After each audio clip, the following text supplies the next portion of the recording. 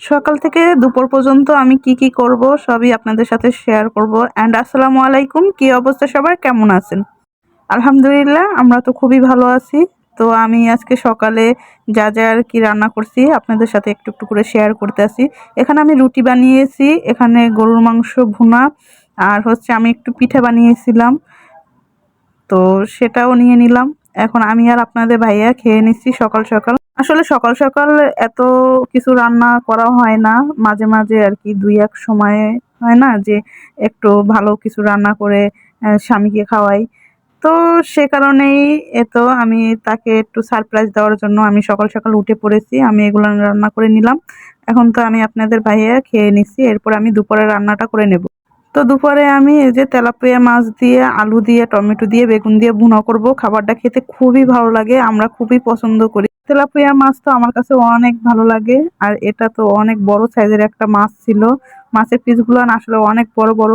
তো আমি প্রথমে এই যে লেবু দিয়ে, গরম পানি দিয়ে আমি ভালো করে ধুয়ে নেব, কারণ যদি গন্ধ হয় তখন কিন্তু খেতে ভালো লাগবে না। আসলে মাছ, এইসব মাছ তো চাষের হয়, যার কারণে একটু গন্ধের ভয় থাকি, সে কারণে একটু ভালো করে ধুয়ে নিলে গন্ধটা আসে না, এই আর কি। তো আমি অনেক ভালো করে ক্লিন করে নিছি।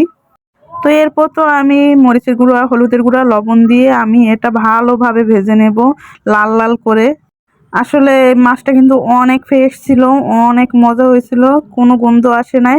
তো যাই হোক, আমি তো ভিডিওটার ভয়েস পরে দিচ্ছি, যার কারণে আমি আগেই বলে দিতে পারতেছি। তো আমি এখন এখানে মাছটা ভেজে নেব লাল লাল করে। আসলে রান্নাটা যেমনই হোক না কেন, খেতে খুবই ভালো হয়েছে, এটাই হলো মেইন কথা। তো আমি তো আমার মন থেকেই রান্নাটা করি, যেহেতু রান্না করব, আমিও খাবো, আপনাদের ভাইয়াও খাবে, তাই আমি চেষ্টা করি যে কিরকম রান্না করলে আর কি তার খেতে ভালো লাগবে, আমি সেই কাজটাই ভালোভাবে করার চেষ্টা করি। তো যাই হোক, আমি এখানে জিরার গুঁড়া দেবো, আমার কাছে ধনিয়া পাতা নাই, আর যদি ধনিয়া পাতা আপনাদের থাকে তো আপনারা দিয়ে দিতে পারেন। আর জিরার গুঁড়াটা দিলে ঘ্রাণটা ভালো লাগে, যার কারণে আমি এই জিরার গুঁড়াটা করে নিচ্ছি। আর কি আমার মুখ ফিসে বেরিয়ে গেলেও ধনিয়া, আসলে ধনিয়া না, জিরা। তো যাই হোক, এখানে আমি মরিচের গুঁড়া নিয়েছি, হলুদের গুঁড়া নিয়েছি, তারপরে পেঁয়াজ কুচি। আর এখানে আমি ফোড়নের জন্য জিরা দিয়ে দিয়েছি, তারপরে আমি পেঁয়াজ কুচি দিয়ে দিয়েছি। এরপরে তো আমি এই যে একটা মশলা বানিয়ে রেখেছি সেই মশলাটা দিব, যেখানে আছে জিরার গুঁড়া, হলুদ গুঁড়া, লবণ, তারপরে মরিচ গুঁড়া। এখন দিয়ে দিয়েছি এখানে আদা রসুন বাটা। এরপরে আমি দিয়ে দেব মরিচের গুঁড়া, যেটা আমি আগেতেই পেস্টটা বানিয়ে রেখেছি। আমার প্রায় রান্নায় আপনারা দেখবেন আমি এরকম পেস্টটা বানিয়ে রাখি।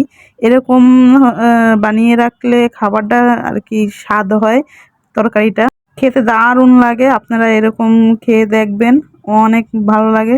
বাটাবাটির কোনো প্রয়োজন নাই, শুধু গুঁড়াগুলা একটু পানিতে মিক্স করে রেখে দিলেই হবে। পরে তো আমি দিয়ে দিয়েছি আলু। আলুটা ভালো করে কষিয়ে নেব, কারণ আলুটা সেদ্ধ হতে একটু টাইম লাগবে। আর আমি তো এখানে বেগুন আর টমেটো গুলান পরে দেবো, কারণ বেগুন হইতে টাইম লাগে না, এর জন্য।